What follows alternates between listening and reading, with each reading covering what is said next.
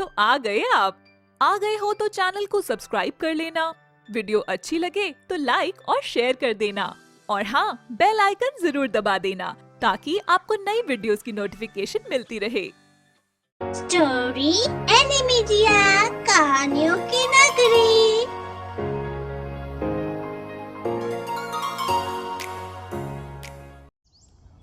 ये कहानी है दिल्ली के मायापुर की, जिसमें कविता और उदय रहते थे। दोनों की नई नई शादी हुई थी। दोनों को एक दूसरे के बारे में ज्यादा कुछ नहीं पता, क्योंकि उनकी अरेंज मैरिज हुई थी। उनकी शादी उनके माता पिता की मर्जी से हुई थी और शादी के पहले वो एक दूसरे को बिल्कुल नहीं जानते थे, ना ही एक दूसरे से मिले। फिर शादी के बाद वो दोनों एक दूसरे को जानने की कोशिश करते हैं। एक दिन कविता उदय से कहती है, देखो उदय, हमारी शादी हमारे माँ बाप की मर्जी से हुई है। मैं शादी से पहले आपको बिल्कुल नहीं जानती थी। मुझे तो बस आपकी एक फोटो दिखाई गई थी और उस फोटो में आप मुझे इतने अच्छे लगे कि मैंने शादी के लिए हाँ कर दी। लेकिन मैं आपके बारे में, आपकी पसंद नापसंद के बारे में कुछ भी नहीं जानती हूँ। उसके लिए आपको मुझे समय देना होगा। मैं चाहती हूँ कि हम दोनों एक दूसरे को इतना समझ जाएं कि बिना बोले ही हम एक दूसरे की बात समझ सके। तुम बिल्कुल सही कह रही हो कविता। मैंने भी जब तुम्हें फोटो में पहली बार देखा था तो मुझे इतनी पसंद आ गई कि एकदम शादी को हाँ कर दी। पसंद क्यों ना आती, तुम इतनी सुंदर जो हो। मैं तुम्हें देखते ही तुमसे प्यार करने लगा और मुझे तुम जैसी ही पत्नी अपने लिए चाहिए थी। रही बात एक दूसरे को जानने के लिए, तो उसके लिए तो पूरी जिंदगी पड़ी है। फिर हम धीरे धीरे एक दूसरे को जान जाएंगे। तुम इस बात की चिंता मत करो और मैं तुम्हें विश्वास दिलाता हूँ कि मैं तुम्हारी दिल से इज्जत करूंगा और तुम्हें कभी धोखा नहीं दूंगा और तुम्हें बहुत प्यार करूंगा। कविता इस बात को सुनकर बहुत खुश हो जाती है। उसको लगता है कि भगवान ने उसे एक बहुत अच्छा पति दिया है, जो उसे प्यार करेगा और जो उसकी इज्जत करेगा। और हुआ भी ऐसा ही। उदय और कविता एक दूसरे को धीरे धीरे समझने लगे और एक दूसरे से प्यार करने लगे। उनकी दुनिया एक दूसरे से शुरू होकर एक दूसरे पर खत्म हो जाती है। एक दिन उदय का दोस्त आता है और उदय से कहता है, यार उदय, तू तो बड़ा किस्मत वाला निकला। तुझे इतनी सुंदर पत्नी मिली है और साथ ही साथ वो कितनी समझदार भी है। तेरा कितना ख्याल रखती है, तुझे हर चीज टाइम से पहले देती है, तेरी छोटी छोटी जरूरतों को समझती है। भाई मैं तो एक बात बोलूंगा, अच्छे कर्म करे होंगे जो तुझे कविता जैसी अच्छी लड़की मिली, जो तुझे दिल से इतना प्यार करती है। हाँ भाई, तू बिल्कुल सही कह रहा है। कविता एक बहुत अच्छी लड़की है जो मेरा बहुत ख्याल रखती है और मैं भी उससे बहुत प्यार करता हूँ। वो मेरी छोटी छोटी जरूरतों का भी ध्यान रखती है। कविता एक ऐसी लड़की है जिसे मैं अपने दिल की हर बात कह सकता हूँ और उसको पत्नी के रूप में पाकर मैं अपने आप को बहुत भाग्यशाली समझता हूँ। उदय का दोस्त उससे बात करके वहाँ से चला जाता है। अगले दिन उदय अपनी पत्नी के साथ बाहर जाने का प्लान बनाता है और वो कविता से कहता है, कविता तुम तैयार हो जाओ, हम दोनों कुछ दिन के लिए बाहर घूमने चलेंगे। थोड़ा माहौल भी चेंज हो जाएगा। हम दोनों वैसे भी शादी के बाद कहीं बाहर नहीं गए हैं, तो अब चलते हैं। ये तो आपने बहुत अच्छा प्लान बनाया है। वैसे भी हम कहीं बाहर नहीं जा पाए तो हम एक दूसरे को उतना समय नहीं दे पाते। आप ऑफिस के काम में और मैं घर के काम में व्यस्त रहते हैं। वो दोनों कार से घूमने निकल पड़ते हैं। तभी सामने से तेजी से आ रहा एक ट्रक से उनकी गाड़ी का एक्सीडेंट हो जाता है। फिर कुछ घंटों बाद उदय को होश आता है। उसको ज्यादा चोट नहीं आई थी। तभी उसे अपनी बीवी का ख्याल आता है। तभी वो घबराते हुए नर्स से बोलता है, मेरी बीवी कहाँ है? वो ठीक तो है ना? आप मुझे उसके पास लेकर चलिए। वो सर, अच्छा आप ये सब छोड़िए, आप आराम करिए। उदय बहुत घबरा जाता है और तभी बेड से उठने की कोशिश करता है, पर उसे चक्कर आ जाता है। फिर भी वो अपनी बीवी को लेकर बहुत परेशान होता है।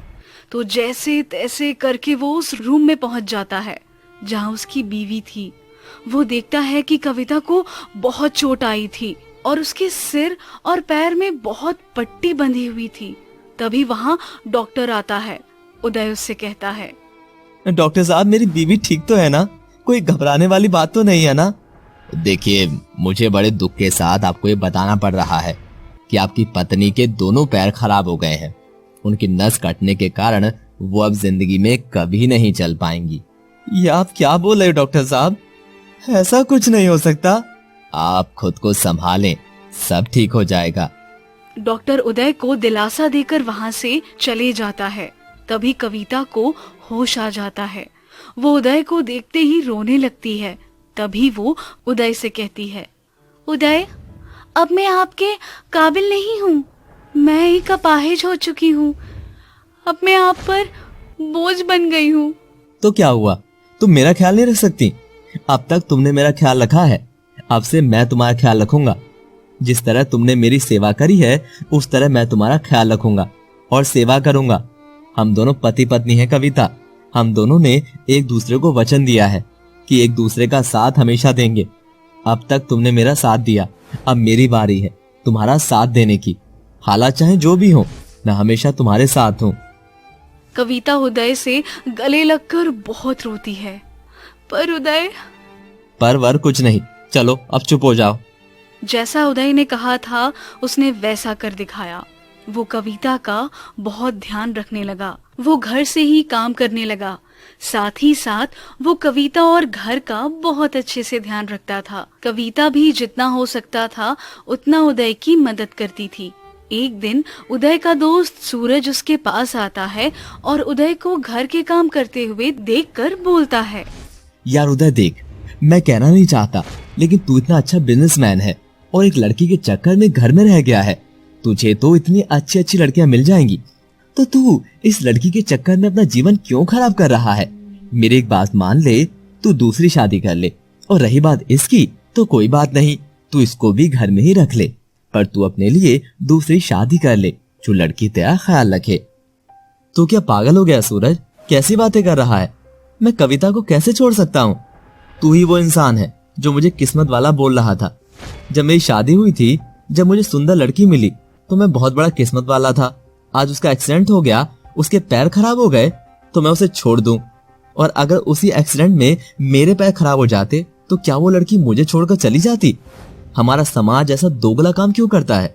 अगर लड़की में कोई कमी हो तो लड़के को दूसरी शादी कर लेनी चाहिए, लेकिन अगर लड़के में कोई कमी हो तो लड़की सोच भी नहीं सकती कि वो दूसरी शादी कर ले। और सोचना तो दूर, वो खुद अपने पति को छोड़कर भी नहीं जाएगी। हम आदमी ऐसे क्यों होते हैं कि हमारी पत्नी पर दुख आता नहीं और हम उसे छोड़ने की बात करते हैं? क्या साथ निभाने का ठेका सिर्फ इन पत्नियों ने लिया है, हम पति ने नहीं?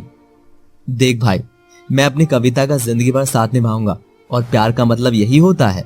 और हम तो पति पत्नी हैं, जिसका मतलब यही होता है कि सुख और दुख में एक दूसरे का साथ देना। सूरज को उदय की बात समझ आती है और वो उदय से माफी मांगता है कि उसने उदय से ये सब बोला और उसे शाबाशी भी देता है कि आज के जमाने में भी वो इतना अच्छा इंसान है जो औरतों के प्रति इतना वफादार है और उसकी इज्जत करता है।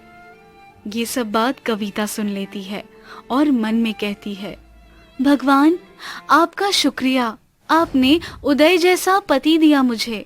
मैं बस यही दुआ करती हूँ कि सब लड़की को मेरे जैसा प्यार करने वाला पति मिले।